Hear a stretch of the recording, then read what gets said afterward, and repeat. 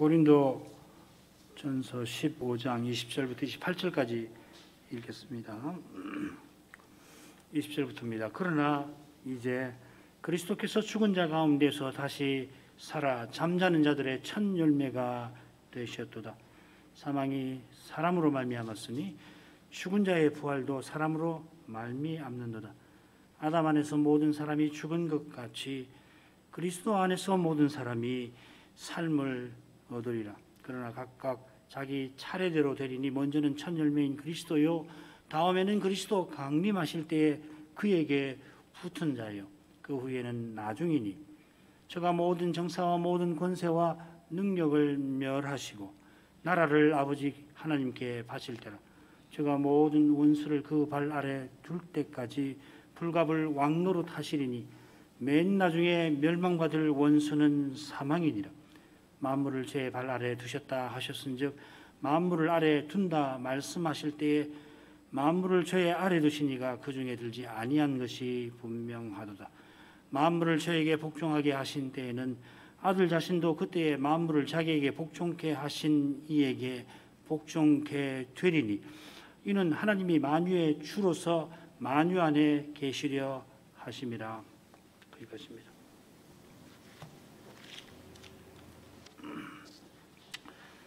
사도가 서신의 본론 끝에서 죽은 자의 부활에 관한 주제를 다룹니다.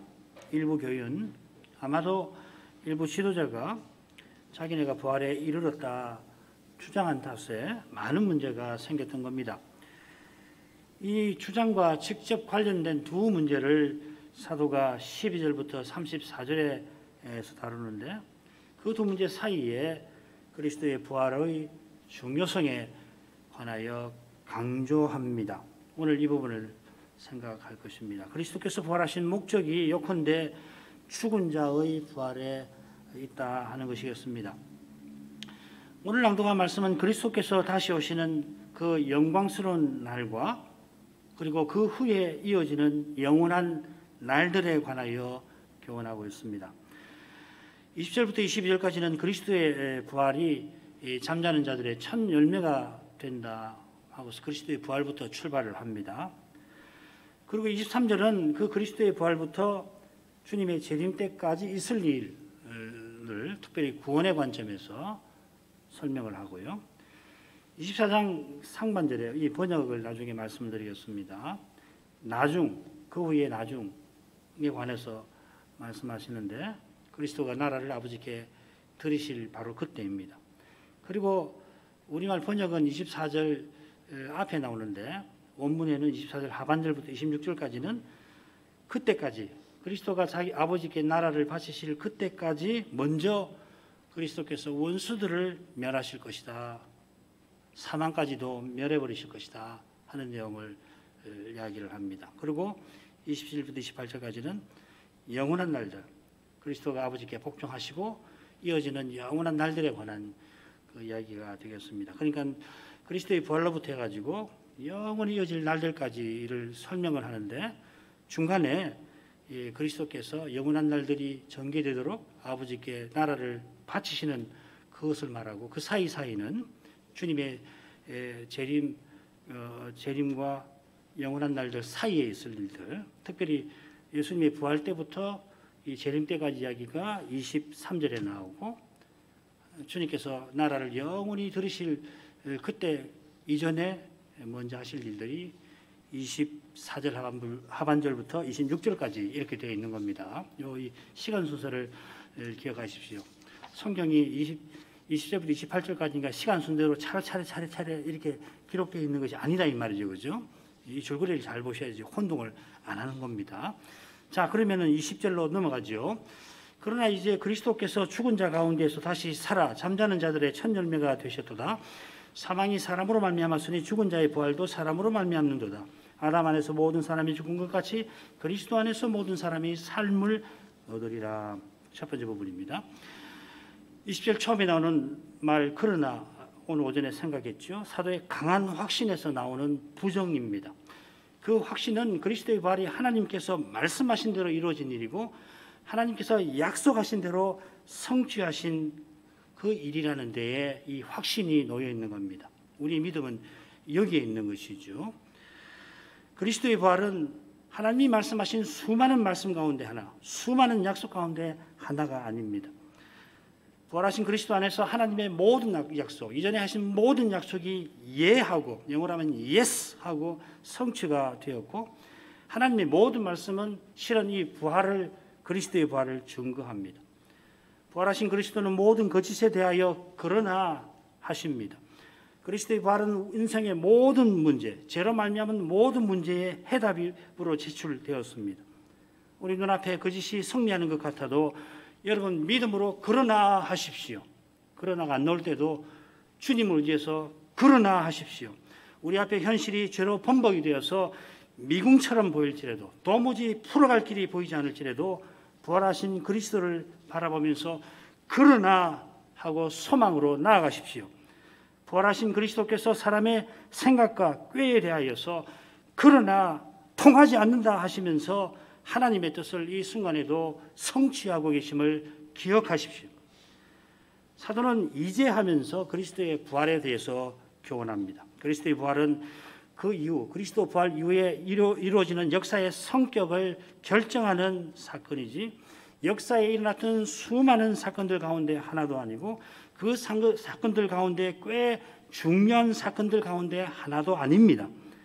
모든 역사 사건을 참으로 의미 있게 만드는 바로 그 사건입니다. 심지어 부활 이후에 일어나는 사건만 아니라 심지어 부활 이전에 일어났던 사건들도 이 부활에 근거합니다. 이 놀라운 일입니다. 쉽게 말하면 구약 백성들도 오실 메시아를 바라고 믿고 구원받은 것입니다. 구약 성도들의 소망과 좌절과 고난과 구원이 이 부활하신 그리스도께 달려 있었습니다. 그리스도의 부활이 역사적 사건인 동시에 역사의 의미를 결정한다, 이렇게 말씀을 드릴 수 있는데, 이 사실은 잠자는 자들의 첫 열매라고 하는 표현에 잘 드러납니다. 여기 이 첫 열매는 구약 절기 가운데 하나인 초실절의 열매를 가리킵니다. 레위기 23장 10절부터 11절에 나오죠, 그렇죠? 거기 7가지 절기가 있는데, 이 초실절은 유월절과 이어지는 7일 동안의 무교절 기간에 오는 절기입니다. 그러니까 성력 정월에 3개의 절기가 있는 거죠. 유월절, 초실절, 무교절이 한꺼번에 있고, 그로부터 7번째 달이 제7월인데 그 제7월에 역시 3개의 절기가 있잖아요. 나팔절, 대속제일, 그리고 초막절, 이 셋이 있는 겁니다. 그리고 중간에 50일 오순절, 이렇게 3가지가 있는 거죠. 그러니까 절기는 날과 같이 월도 제7월 달이 절기가 모여 있는 달이라고 생각하시면 됩니다. 그래, 유월절 무교절이 합하면 8일이니까 적어도 안식일이 한 번은 오잖아요. 그 안식일 다음 날이 초실절이고, 초실절은 항상 주일입니다. 일요일입니다. 그래서 예수님께서 유월절에 돌아가셨는데 그날이 금요일이고, 그 다음 날이 안식일이고, 안식 후 첫날, 지금으로 하면 일요일 날 부활하셔서 이 초실절의 열매, 첫 열매가 되셨다 하는 겁니다. 초실절에 그의 처음 추수한 것을 하나님께 드리는 건데, 이것은 모든 추수가 하나님의 것이라고 인정하여 드리는 겁니다. 이 초실절의 의미는 이스라엘을 하나님의 특별한 소유로 삼으신 것을 감사하며 하나님의 그 뜻에, 특별한 소유로 삼으신 그 뜻에 다 드리는 것입니다. 여호와께 첫 열매를 드리는 일이 장차 모든 열매를 추수할 날이 있을 것을 가리키듯이, 그리스도가 잠자는 자들의 첫 열매가 되셨다는 것은 잠자는 자들의 부활이 장차 있을 것을 가리키는 겁니다. 그리스도의 부활을 초실절 열매라 한 것은 이 부활이 성경대로 이루어진 것을 뜻하니까 신자들의 부활도 틀림없이 하나님께서 약속대로 이루실 것이라 하는 것을 알 수가 있습니다. 이 약속이라는 관점에서 베드로후서 3장을 특별히 읽어보시면 잘 이해되실 겁니다. 이는 21절에 왜냐하면 하고 시작되는 데서도 잘 드러납니다. 21, 22절은 부활하신 그리스도께서 왜 잠자는 자들의 첫 열매인가를 설명합니다. 한 사람으로 말미암아 사망이 왔으므로 한 사람으로 말미암아 죽은 자들의 부활이 오는 까닭입니다. 한 사람으로 말미암아 사망이 왔다는 것은 한 사람의 죄, 아담의 죄로 말미암아 사망이 모든 사람이 왕노릇한다는 뜻입니다. 로마서 5장 12절 이하의 말씀이죠. 죽은 자들이라고 하는 이 표현 뒤에는 정말 이게 무서운 표현인데, 인류 역사의 시초에 한 범죄가 있었고 그 후로 죽음이 역사의 강물을 물들인 엄연한 사실이 이 표현 뒤에 있는 것입니다. 죽은 자입니다. 죄로 말미암아 죽었고 죽을 수밖에 없는 인생을 위하여 하나님이 한 사람으로 말미암아 구원의 일을 행하셨습니다. 21절을 논리적인 설명으로 읽으시면 안 됩니다. 한 사람으로 말미암아 사망이 왔으니까 그래서 필연적으로 한 사람으로 말미암아 부활이 온다, 그렇게 하시면 안 됩니다. 이것은 하나님의 사랑의 선포입니다. 하나님의 사랑이 죽은 자의 부활을 이루십니다. 바로 그 사랑으로 심지어 하나님 자신이 사람이 되시고 십자가에 달리신 것입니다. 하나님이 사람 되신 그분이 바로 우리가 믿는 그리스도이십니다. 첫째 아담이 범죄하여 모든 사람이 죽었기 때문에 하나님께서 이 마지막 아담이 되어주셔서 죽은 자들의 부활을 이루어 내십니다. 그것이 22절의 의미입니다. 하나님이 첫째 사람과 언약을 세워서 모든 사람을 영생에 이르게 하려 하셨지만은 첫째 사람이 이 언약을, 이 선악과 금령 언약을 어겨서 모든 사람이 사망에 이르게 되었습니다. 생명 언약을 어겨서 모든 사람이 사망에 이르게 되었습니다. 모든 사람이 아담 안에서 모든 사람이 죽었다 하는 말입니다. 그러므로 첫째 아담 안에서 안에는 죽음이 있을 뿐입니다. 그래서 하나님께서 거룩한 사랑으로 말미암아 첫째 사람이 위반한 언약을 친히 성취하신 것이죠. 하나님이 구약 내내 이 일을 예언하셨고 마침내 때가 되어서 자기 아들을 여인의 몸에 나게 하시고 율법 아래 나게 하셨습니다. 여자에게서 나게 하셨다. 갈라디아서 4장에서 그렇게 표현하죠. 그것이 바로 그리스도 안에서라고 하는 표현과 붙어 있습니다. 말씀이 육신이 되어 성소가 되시고 멜기세덱 반차의 대제사장으로서 유월절 어린 양처럼 자신을 하나님께 드리신 것입니다. 우리의 구원은 이 그리스도 안에 있습니다. 이것이 그리스도 안에서 모든 사람이 삶을 얻으리라 하는 표현의 뜻입니다. 그러므로 20절부터 22절 내용에서 성경대로 이 선언이 계속해서 메아리처럼 울립니다. 그리스도의 부활은 하나님께서 말씀하신 대로 우리의 구원을 이루신 일입니다. 그렇다면은 말씀하신 하나님이 약속하신 대로 죽은 자의 부활은 부활하신 그리스도로 말미암아 틀림없이 이루어질 것입니다. 하나님의 사랑이 그리스도를 십자가에 내어 주셨다면은 동일한 사랑이 우리를 부활에 이르게 하실 것입니다. 지금 우리 눈앞에 하나님의 약속과 어긋나 보이는 현실이 펼쳐져 있을지라도 그 현실 가운데에서 하나님이 기뻐하시는 뜻이 온전히 이루어져 약속하신 그 일이 마침내 우리에게 나타날 것입니다. 하나님 말씀을 거슬러 이루어지는 모든 것은 무너지고 그 말씀을 굳게 붙드는 사람은 모든 어려움을 이길 것입니다. 부활하신 주님께서 지금 바로 그 일을 행하고 계셔서 그렇습니다. 주님이 우리를 부활에 이르게 하시려고 지금 이 순간에도 하나님의 뜻을 온전히 이루고 계십니다. 이 하나님의 일에는 차례가 있습니다. 23절을 읽지요. 그러나 각각 자기 차례대로 되리니 먼저는 첫 열매인 그리스도요 다음에는 그리스도 강림하실 때 그에게 붙은 자요. 고린도 교인들이 오해하는 것과 달리 장차 부활이 있을 뿐만 아니라 그 부활과 아울러서 하나님의 위대한 일들이 이루어지는데 차례대로 이루어질 것입니다. 여기 차례라고 하는 말이 고린도전서 14장 마지막에 결론적인 내용에 나왔습니다. 사도가 모든 것을 질서대로 하라 권했는데 이 질서라는 말하고 차례라는 말은 같은 말입니다. 고린도 사람들이 이미 부활에 들어갔다 하면서 성신의 은사를 자랑했는데 그 결과는 무질서였습니다. 그러나 성신의 은사를 주신 하나님은 무질서의 하나님이 아니십니다. 그분은 차례대로 일들을 이루실 것입니다. 각각 자기 차례대로 하고서 먼저는 첫 열매인 그리스도, 다음에는 그리스도 강림하실 때에 그리스도에게 붙은 자라 합니다. 여기 사도가 말하는 차례는 그저 시간적인 차례만은 아닙니다. 물론 시간적 차례가 있죠. 그리스도 이미 부활하셨고 우리는 앞으로 부활할 것이니까. 그것만 아니라 신자들의 부활이 그리스도의 부활에 반드시 이어진다 하는 차례입니다. 그러면은 그리스도의 부활과 신자들의 부활 사이에, 재림 때 그 사이에 있을 일이 무엇입니까?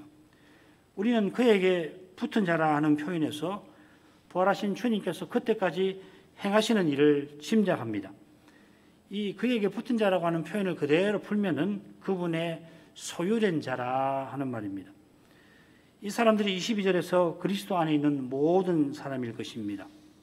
그리스도 안에 있는 사람이라 하는 말은 그리스도를 믿어서 그리스도와 연합된 사람이죠. 그러니까 22절에서 그리스도 안에서 모든 사람이 삶을 얻으리라, 이 표현을 가지고서 만인 구원설을 주장하는 것은 큰 오해입니다. 굳이 읽는다면 그리스도 안에 있는 모든 사람이 삶을 얻으리라 이렇게 읽어야 할 것입니다. 그리스도를 믿어 그리스도의 소유된 사람만이 그리스도와 같아지는 부활에 이르는 것입니다. 부활하신 그리스도는 온 세상에 사도들을 보내어서 복음을 전파하게 해서 사도가 전한 대로 그리스도를 믿는 자들을 자기 것 삼으십니다. 그것이 바로 그리스도의 몸과 그리스도의 지체인 교회인 것입니다. 주님은 이 순간에도 주님의 몸이 머리이신 주님에게 자라가도록 행하고 계십니다. 역사의 과정에서 교회는 그리스도 안에서 하나의 새로운 사람으로서 그리스도의 장성한 분량이 충만한데, 쉽게 말하면 부활하신 그리스도에게까지 자라갑니다. 우리가 교회로서 살아가는 목표가 그리스도의 재림입니다. 그때 우리는 각각 그리고 함께 그리스도와 같아질 것입니다. 고린도전서 15장 23절에서 먼저는 그리스도, 그 다음에는 그리스도의 소유된 자들이 부활에 이른다, 그야말로 대범하게 설명합니다마는 부활의 주님이 역사 내내 성신과 말씀으로 주님의 교회를 세워나가시는 일로서 장래 부활을 가져오고 계십니다. 그래서 고린도전서 본론의 중앙이 7장인데 그 7장이 굉장히 중요합니다. 예, 때가 단축하여진다 하는 말이 바로 그것이죠, 그렇죠? 교회가 머리이신 그리스도께로 살아가는 이 일을 사도가 에베소서 4장에서 사랑의 관점에서 교훈했지요. 특별히 4장 15절 16절에 보면은 15절 처음 16절 마지막에 사랑 안에서라 하는 표현이 나옵니다. 교회가 머리이신 그리스도에게 살아가는 길이 사랑입니다. 이것이 고린도전서 12장부터 14장의 주제입니다. 사랑은 아예 비교조차 할 수 없을 만큼 좋은 그 길입니다. 오직 사랑으로만 모든 은사가 교회에 세우는 데 쓰임을 받을 것입니다.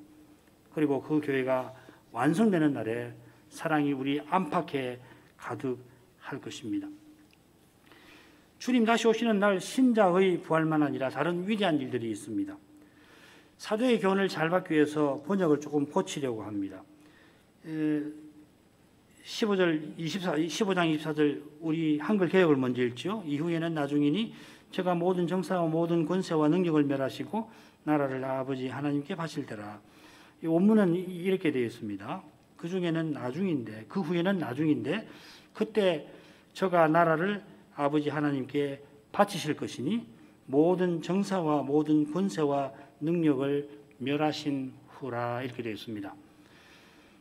24절에서 나중, 곧 마지막을 언급하고 그때 주님이 주님의 나라를 아버지께 바치실 것이다 하였습니다. 그리고 이어 나오는 그 원수를 멸한다 하시는 내용은 나라를 바치시기 전에 하시게 되는 일입니다. 그게 25절, 26절에 나오는 내용이죠. 그리고 이것은 23절과 대응되는, 시간적으로 대응되는 것입니다. 마지막 직전에 있는 일을 23절에서는 부활의 관점에서 설명했다면 24절 하반절부터 26절은 왕노로 통치의 관점에서 설명을 합니다. 먼저 24절 상반절 마지막에 관한 내용을 간단히 보십시다. 한글 개역 성경에 나온 나중보다는 마지막이라는 표현이 더 정확할 겁니다. 마지막은 시간의 마지막이기도 하고 사건들의 마지막이기도 한데 이 마지막에는 완성의 의미가 담겨 있습니다. 나중 곧 마지막은 목적하던 바가 다 이루어지는 순간이고 또한 그 상태입니다. 이 사실은 나라라고 하는 표현에 암시되어 있습니다. 부활하신 그리스도께서 지금 하나님 나라를 다스리고 계시는데 그 나라가 지금의 상태로 계속되는 것이 아니라, 그럼 괴롭겠죠, 그렇죠? 하나님 나라 분명히 있는데 어려움, 고난, 시련, 죄의 현실, 죽음의 모습을 겪지 않습니까? 이 상태로 계속되는 것이 아니라 이 나라가 완성될 날이 있습니다. 지금 그리스도의 몸으로 교회를 세워가시는 일이 주님 나라를 세워가시는 일에 있어서 가장 중요한 것입니다. 이 사실을 깨닫는 교회와 신자는 삶의 목적, 존재의 목적을 발견할 것입니다. 우리는 평범한 사람이라 지금 인류 역사가 어디로 어떻게 흘러가는지 잘 알기 어렵습니다. 또 일어나는 사건들만 봐서는 그야말로 오리무중 같습니다. 그러나 우리가 믿고 의지하는 그리스도는 이 사건들을 가로질러서 주님의 교회를 영광의 목표로 마지막으로 인도해 가실 것입니다. 24절 하반절부터 26절인데 사역을 제가 읽을 테니까 보십시오. 그 후에는 나중인데 24절입니다. 이것은 그때 제가 나라를 아버지 하나님께 바칠 것이니 모든 정사와 모든 권세와 모든 능력을 멸하신 후라 저가 모든 원수를 그 발 아래 둘 때까지 불갑을 왕노로 하시리니 맨 나중에 멸망받을 원수는 사망이니라. 여기 보시면 24절 하반절과 26절에 보면 멸한다, 멸망받는다 나오죠. 중간에 그리스도의 통치에 관한 중요한 내용이 나옵니다. 요지는 그리스도의 부활부터 마지막까지 이어지는 그리스도의 통치의 성격에 관한 겁니다. 24절 하반절에 정사, 권세, 능력이 나오는데 천사들의 이름이죠. 하나님과 그 나라를 대적하는 악한 천사들입니다. 우두머리는 마귀고 마귀 휘하에 정사, 권세, 능력 이 이름을 가진 힘 있는 천사들이 있어서 악한 영들이 일종의 나라, 국권의 조직을 갖추고 그리스도와 하나님 나라를 대적하고 있습니다. 이것이 우리 눈에 비치는 현상 배후에 있는 신령한 세계에서 작용하는 현실입니다. 다니엘서 10장, 9장, 10장 같은 데 보면 잘 나오죠. 사람의 이성으로는 가히 헤아릴 수 없는 신비한 작용이 신령한 세계에 있고 그 결과가 인간 사회에 나타나는 것입니다. 21세기 지구촌에 온갖 문제가 벌어져 있고 그 문제들 배후에 경제적, 정치적 구조학이 인류 사회에 깊이 박혀 있습니다. 구조학보다 더 구조적인, 말하자면 더 근본적인 악이 바로 이 신령한 세계의 작용과 관련되어 있습니다.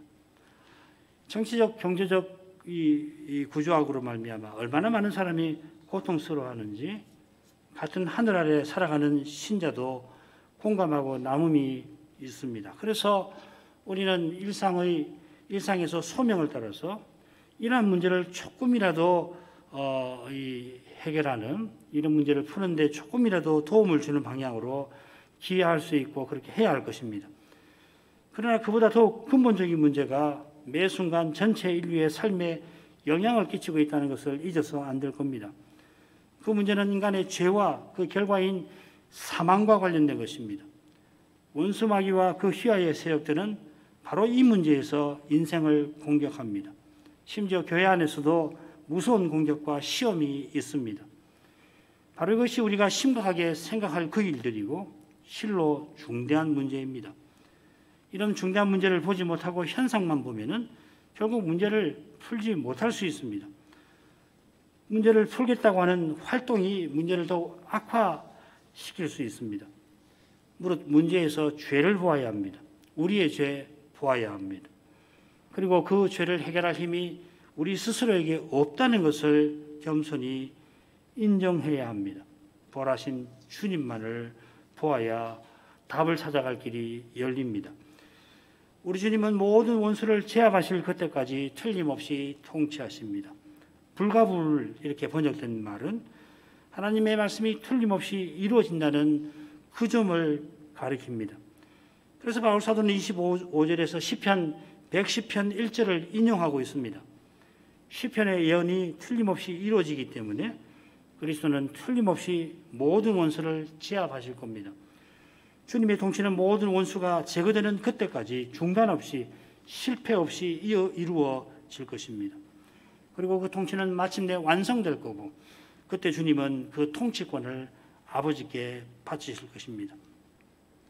그러므로 우리 눈앞에 현실이 부당하게 전개되어 가기 때문에 주님이 우리를 외면하시는 것은 아닌가? 정말 주님이 우리 버리신 건 아닌가? 어떻게 일마다 이렇게 이루어지지 않을 수 있고 엉뚱한 방향으로 가는가? 그런 생각이 들 때마다 그런 생각을 접어버리고 주님의 말씀을 붙잡아야 할 것입니다. 눈앞에 납득할 수 없는 일들이 벌어지고 있더라도 그 일들이 주님의 전능하신 손을 벗어나서 전개되는 것은 아니라는 것을 기억하시기 바랍니다. 믿음으로 살아가는데 오해를 받고 미움을 받고 부당한 대접을 받을 때에 그래 마음은 쓰리고 눈에서 눈물이 흐르고 탄식이 속에서 솟구칠 때에 부활하신 그리스도께서 주님의 원수, 우리의 원수를 발등상 되게 하려고 통치하고 계신다는 사실을 기억하시기를 바랍니다. 게다가 우리가 고난받는 바로 그 사실 자체가 주님의 그러한 통치가 나타난다는 증거입니다. 말씀과 어긋나 보이는 현실에서 힘겹게 말씀을 붙드는 여러분의 그 눈물을 통하여서 주님은 거룩한 나라를 세워 나가십니다. 방황하는 자녀를 보면서 자책하며 주님의 긍휼을 구하는 기도가 주님 나라에서는 결코 헛되지 아니할 것입니다. 물론 여전히 현실은 생각처럼 원하는 대로 전개되지 아니할 것이고 그래서 눈물은 여전히 때로는 더 쓰리게 흘러내릴 것이고 마음은 여전히 요동할 것이고 의심도 더러 매우 심각하게 일어날 것입니다. 그러나 그럴 때마다 말씀으로 나아가십시오. 성경에서 강술에서 친히 말씀하시는 그리스도의 음성을 들으십시오. 들을 수 있게 기도하십시오. 그처럼 우리 자신 안에 주님의 통치를 받아 마침내 사라져야 할 주님의 원수, 우리의 원수, 곧 죄의 본성이 있다는 것을 기억하시고 이 원수가 제압될 때까지 처절한 고통이 수반되지만은 감내할 수 있도록 그저 견디는 것만 아니라 감내할 수 있게 해달라고 기도하십시오. 주님의 통치는 마지막 원수 사망을 멸하시는 데서 완성될 것입니다. 주님께서 통치하시는 천년이 찰 때까지 지금도 이 천년이 계속 진행되고 있잖아요. 그때까지 하나님을 대적하는 세력이 심판을 받고 마귀도 불못에 던져져서 짐승과 거짓 선지자도 이 천년이 찰 때에는 거기서 고통을 당할 것입니다. 그처럼 믿지 아니하는 자들도 마귀가 들어가는 불못에 던져질 것인데 마지막으로 던져지는 것이 바로 사망과 음부입니다. 지금 사망의 그림자만 스쳐 지나가도 우리는 참으로 두려워합니다. 건강진단 결과를 받으러 갈 때마다 마음이 얼마나 무거우십니까? 어떤 사람은 아예 건강진단을 받지 않으려고도 합니다. 경제위기의 소식만 들려와도 마음은 불편합니다. 아이들이 집으로 무사히 돌아와서 어머니 학교 다녀왔습니다. 말할 때까지 어머니 마음이 긴장해서 놓이지 않고 이 아이들이 살아갈 날들을 생각할 때 아버지의 마음이 염려해서 놓이지 않습니다. 이 모든 것이 우리를 스쳐가는 사망의 그림자인데 사망이 멸망받을 그날에 우리에게 주시는 기쁨은 실로 클 것이고 우리의 마음은 실로 자유를 누릴 것입니다. 마지막 부분으로 가죠. 만물을 저의 발 아래에 두셨다 하셨으니 만물을 아래 둔다 말씀하실 때 만물을 저의 아래 두시니까 그 중에 들지 아니한 것이 분명하도다. 만물을 저에게 복종하게 하신 때에는 아들 자신도 그때 만물을 자기에게 복종케 하신 이에게 복종케 되리니 이는 하나님이 만유의 주로서 만유 안에 계시려 하심이라. 이 단락은 시편 8편을 인용을 하고서 그리스도의 복종, 그리스도께 장차 복종하시는 이유를 설명합니다. 28절에서는 그리스도께서 아버지께 복종하시는 그 일이 뭐며 그 목적은 무엇인지를 기록합니다. 사도가 계속해서 성경대로의 태도를 견지합니다. 그래서 8편, 시편 8편의 한 구절을 인용합니다. 성경에 가라사대 이런 인용 표시 없이 만물을 저의 발 아래 두셨다 말했지만은 이어 말씀하실 때라고 했으니까 구약 인용이 분명합니다. 구약을 그냥 끌어왔다는 것이 아니라 성경대로 부활하신 주님이 성경대로 끝까지 통치하신다 하는 것이죠. 그러므로 성경대로 행하는 자는 결코 실패하지 않을 겁니다. 말씀대로 살아서 고난 당하겠지만은 그 고난이 말씀이 실현되는 과정입니다. 그래서 괴로운 것이죠. 말씀이 이루어지는 과정은 영광의 미래로 틀림없이 이어질 것입니다. 말씀대로 사는 사람에게 그리스도의 통치가 드러납니다. 그 사람을 통해서 그리스도의 인격과 특별히 사랑이 나타날 것입니다. 말씀대로 살아서 고난받는 것은 그리스도의 사랑을 실천하는 증거입니다. 사랑은 심지어 상대에 의하여 부서지는 일도 겪는 것입니다. 부모의 진심을 몰라주고서 퉁명스러운 말을 던지는 자녀에게 괴로운 심정을 뒤로하고 여전히 온유한 말을 건네는 것이 사랑입니다. 일방적으로 오해해서 얼음보다 차가운 시선을 던지는 형제에게 쓰라린 마음을 억누르며 여전히 따뜻한 시선을 보내려 하는 것이 사랑입니다. 참으로 사랑하는 사람은 고난받지 않을 수 없습니다. 참으로 사랑하는 길은 오직 성경대로 사는 것이고 모든 성경이 증거하는 그리스도로 행하는 것입니다. 그러므로 지금 참으로 사랑하는 사람은 영원히 사랑받을 것입니다. 주님에게서 또 서로에게서. 사도는 시편 8편의 말씀을 통하여 영원한 날들에 관하여 영원한 날들에 어떤 일들이 있을지를 교훈합니다. 시편 8편에서 여호와께서 메시아의 발 아래 만물을 두신다 하셨는데 그 말씀대로 메시아는 모든 원수를 발등상 삼기까지 통치하실 것입니다. 그처럼 그 말씀은 그리스도대로 만물을 다스리게 하시는 하나님은 그 그리스도의 다스림 아래에 있는 분이 아님을 보여줍니다. 만물이 그리스도에게 복종하게 되는 날에 아들도 하나님에게 복종하게 하실 것입니다. 수동태를 잘 쓰지 않는 우리말로는 분명하지 않습니다만 28절은 하나님께서 만물을 그리스도에게 복종시키시고 아들도 자기에게 복종시키신다. 그렇게 표현한 것이 아니라 만물이 저에게 복종하게 되고 아들이 하나님께 복종하게 되신다. 이렇게 되어 있습니다. 사도가 이런 표현을 쓰는 의도는 분명합니다. 하나님이 옛적에 말씀하신 대로 마지막 날에 다 이루실 것이다 하는 것입니다. 이 부분과 같은 주제를 다루는 셋째 단락 24절 상반절을 보시면 거기는 그리스도께서 나라를 아버지 하나님께 바치신다 되어 있습니다. 마찬가지로 아들은 스스로 아버지께 복종하실 것입니다. 그분은 영원 전부터 하나님의 아들로 계시기를 기뻐하십니다. 그래서 사람이 되셨고 지금도 그리스도로서 시편 8편의 말씀대로 아버지의 뜻대로 모든 일을 행하고 계십니다. 그래서 아버지의 말씀대로 만물을 자기 발 아래 복종하게 하는 일을 다 이루었을 때 아들은 당연히 아버지에게 복종하실 것입니다. 이것이 모든 날들의 의미입니다. 아들이 아버지께 순종하시는 그 사실 덕분에 오늘 이 순간도 의미 있게 지나갑니다. 바로 이 순간에 이 세상에 하나님 말씀을 거슬러 행하는 일이 무수히 많습니다. 지금 이 자리에서도 우리는 모르죠, 그렇죠? 자신을 알 겁니다. 우리 모두가 순종하여 하나 예배 드리는 것은 아닐지 모릅니다. 그래서 이 세상이 무너지고 또 무너지지 않을 수 없고 수많은 사람이 심판을 받고 또 받지 않을 수가 없고 교회도 넘어지지 않을 수가 없습니다만은 아들이 아버지께 순종하시는 그 사실 덕분에 심판받을 인생이 구원받고 멸망할 세상이 새롭게 될 순간 주님의 교회가 완성에 도달할 그 순간을 향해서 전진합니다.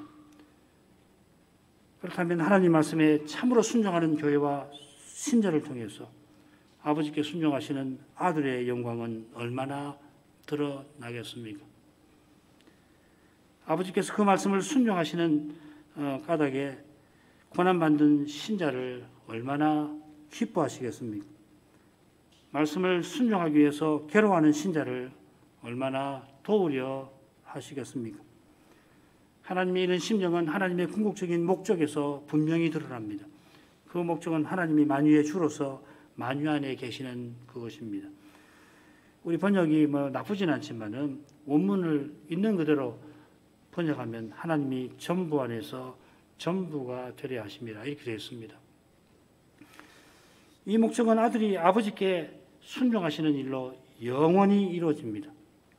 영원히 계속해서 아들이 사람 되시고 십자가와 부활로 많은 사람을 자기 소유로 삼으시고 마침내 그 모든 사람이 자기 안에서 아버지를 순종하게 하시니까 이 목적이 이루어집니다.